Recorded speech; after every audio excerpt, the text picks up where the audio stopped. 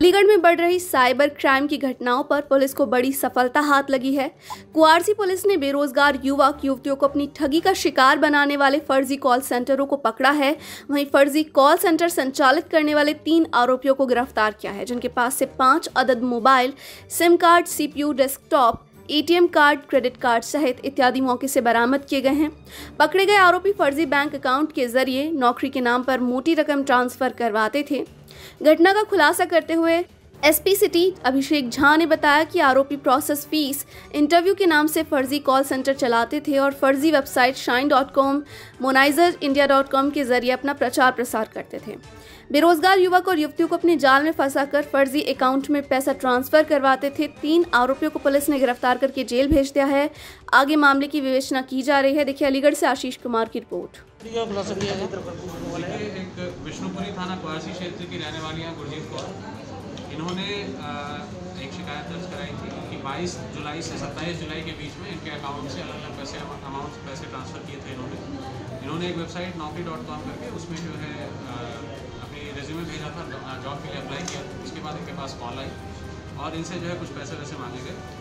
तो उसके बाद जो है इनसे कई बार पैसे मांगे गए in the name of account link करना है, इंटरव्यू, प्रोसेसिंग फीस वगैरह वगैरह। लगभग कितना अमाउंट मांगा गया सर? इनसे इन्होंने करीब 23,000 कुछ ट्रांसफ़र किए हैं, जो कि इन्होंने FIR में बताया।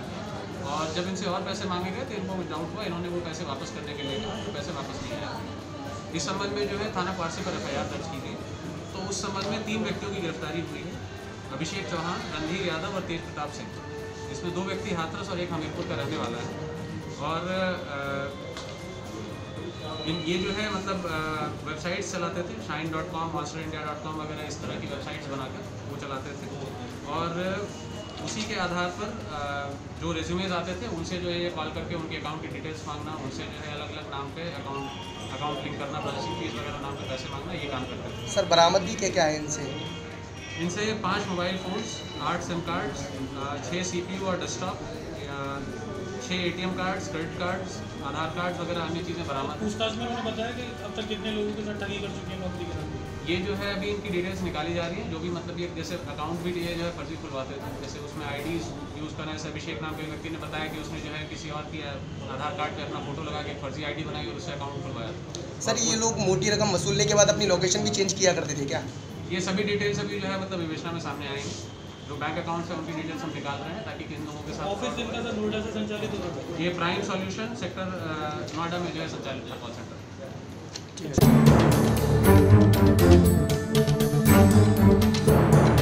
सरकार डिजिटल इंडिया का सपना भले ही देख रही हो, सभी को डिजिटल बनाने की सोच रही हो, लेकिन सरकार के इस डिजिटल इंडिया के दावे की हकीकत देखनी हो तो भारत के गांव में चले जाइए।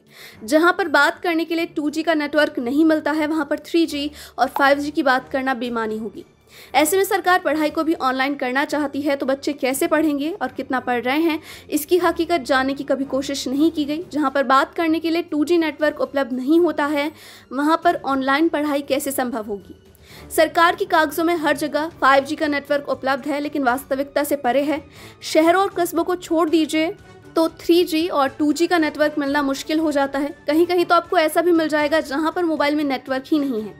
इस बात का अंदाजा आप इसी बात से लगा सकते हैं कि आज अमेठी जनपद के संग्रामपुर ब्लॉक क्षेत्र की ग्राम सभा तारापुर में अमेठी सांसद और केंद्रीय मंत्री स्मृति ईरानी द्वारा द्वितीय चरण के ई-चौपाल का आयोजन किया गया था, जहां पर लोगों ने वीडियो कॉन्फ्रेंसिंग के माध्यम से अपनी समस्या सांसद महोदय को बतानी थी। मौके पर वीडियो SDM सहित तमाम अधिकारी पहुंचे, सिस्टम सेटअप किया, फरियादी भी मौके पर आए, लेकिन नेटवर्क की हवा निकल गई।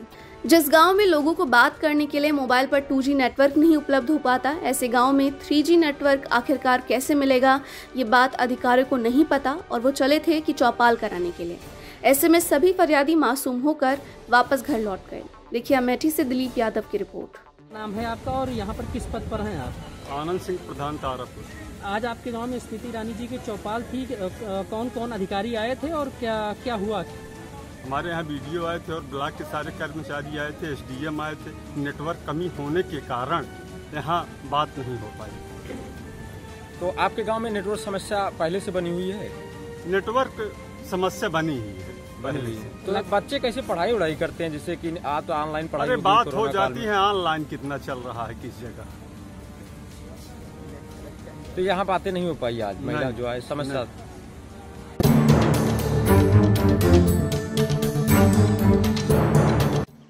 बदायूं डिपो की बस में लगी आग।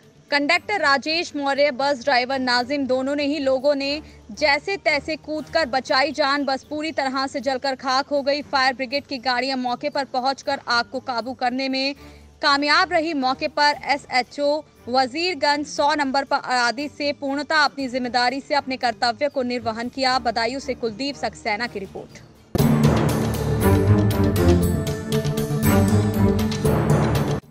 जनपद बदायूं के बिलसी तहसीलदार कराले से बिलसी तहसीलदार के अर्दली की बाइक को अज्ञात चोर 20 दिन पहले चुरा कर ले गए, लेकिन आज तक पुलिस बाइक का सुराग नहीं लगा पाई। आपको बता दें कि तहसीलदार के अर्दली राजपाल की बाइक 31 जुलाई को उस वक्त चोरी की गई जब वह कराले में काम कर रहे थे।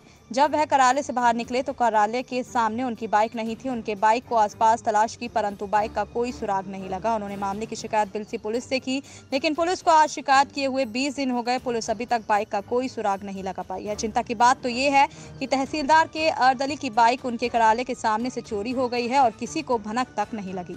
दिन दहाड़े तहसील परिसर से बाइक का चोरी हो जाना, यह कहीं न कहीं पुलिस की निष्क्रियता को दर्शाता है। मैं तहसीलदार साहब तुलसी का अर्दली हूँ और यहीं तहसील में ड्यूटी करता हूँ तहसीलदार साहब के साथ। तो मामला ये है कि मैं डेली ड्यूटी करने आता था। इसी क्रम में मैंने 31 जुलाई को साहब के यहाँ आके ड्यूटी करी थी। लगभग अपने निर्धारित समय पे आया। मोटरसाइकिल खड़ी थी, मैं किसी काम से साहब के आवास में गया था। वहाँ जो है लगभग 2 बजे मेरी बाइक चोरी हो गई। मैंने देखा नहीं मिली, इधर उधर खोजा नहीं मिली। शाम को मैंने पुलिस को एक तहरीर दे दी और पुलिस ने एक अज्ञात में FIR करके मुझे प्रति दे दी। आज तक मेरी बाइक का कोई पता नहीं लगा है और नहीं आज तक कोई बाइक नहीं कोई कार्रवाई कर रही है। कभी कभार मिलते हैं तो बता देते कि बाइक मिलेगी, चिंता मत करो, ये कहते हैं। कितने दिन हो गए आज 20 दिन हो गए बाइक चोरी। तहसीलदार साहब के कार्यालय के सामने से मेरी गाड़ी थी स्प्लेंडर प्रो, जिसका नंबर ब्लैक रंग था और जिसका नंबर था UP 24 B 3640। तो पुलिस ने कोई कार्रवाई नहीं की है, केवल मेरा मन समझाने होते हैं कि आपकी बाइक मिलेगी। दिन में 2 बजे दिन में 2 बजे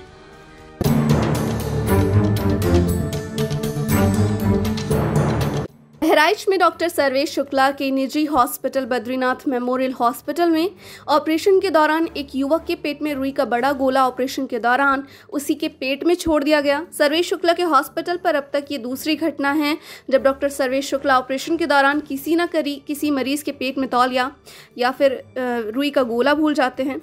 पीड़ित के भाई ने डॉक्टर सर्वेश शुक्ला पर आरोप लगाते हुए कहा कि जब मेरे भाई की हालत गंभीर हो गई तो उन्होंने बिना बताए उसको लखनऊ रेफर कर दिया। लखनऊ में जब उसका ऑपरेशन हुआ तो उसके पेट से रुई का एक बड़ा गोला मिला। देखिए बहराइच से शुभम मिश्रा की रिपोर्ट। मेरा नाम विशाल श्रीवास्तव है। मैंने अपने भैया का operation Badri Prasad memorial hospital doctor Sarvesh Shukla से कराया था, जो कि हॉस्पिटल में ऑपरेशन करने के बाद बताया गया कि आपकी हालत, भाई की हालत सीरियस है, आप 1.5 से 2 लाख रुपये का व्यवस्था करिए। अगर नहीं कर पाएंगे तो आपके भाई की जान बच नहीं पाएगी। उसके एक दिन बाद यहाँ पर ज़बरदस्ती डिस्चार्ज पेपर बनाकर लखनऊ रेफ़र कर दिया गया, जहाँ पे पता चला कि ऑपरेशन करते वक्त पूरा लीवर डैमेज कर दिया गया है और साथ में पेट में कपड़ा भर दिया गया था। किसने भर दिया था? डॉक्टर सर्वेश शुक्ला ने। फिर क्या बताया गया आपको? बताया कि वहाँ पर बताया गया कि सर्जरी करके कपड़ा निकाल दिया गया है। आज DM ऑफिस आए थे, क्या संतावना मिली? कुछ नहीं, वो बोले कि बॉक्स में डाल दीजिए जाइए। अगर आपकी शिकायत नहीं सुनी जाएगी तो आप आगे क्या करेंगे? आगे हम और आगे तक जाएंगे, जहाँ तक हमें जाना पड़ेगा। धन्यवाद।